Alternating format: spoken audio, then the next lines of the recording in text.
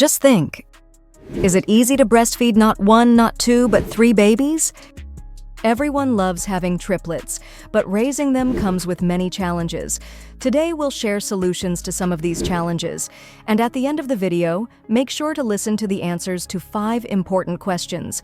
You'll be thanking us later. Make a feeding schedule. You can easily meet the breastfeeding needs of one baby, but how do you manage it for 3?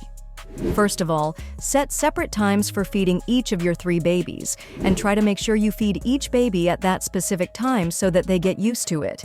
This way, your body will also get the time it needs, and the power to produce enough milk to meet your needs. Try tandem feeding. In the beginning, it may seem difficult, but there are special pillows that can help you feed 2 babies at the same time, while you can bottle feed the 3rd one. Practice will make it easier. Focus on your nutrition and hydration. Feeding 3 babies takes a lot of energy. Eat healthy meals and drink plenty of water to keep your milk supply strong. Think of it as fueling your body to nourish your babies. Ask for help.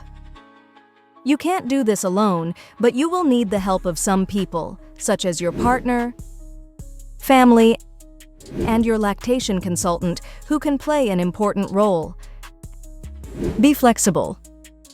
During this time, some days will be much better and some will be challenging, but you have to be very patient and work hard for your baby, because in the end, the only thing that will matter is that your baby is healthy. Now let's talk about some questions that are asked mostly. How do triplets breastfeed?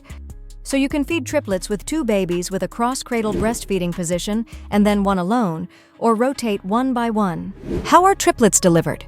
Moor and triplet babies are almost always delivered by a planned cesarean section. What are the 3 golden hours of breastfeeding? The 3 golden hours of breastfeeding are the immediate hours a mother gives birth.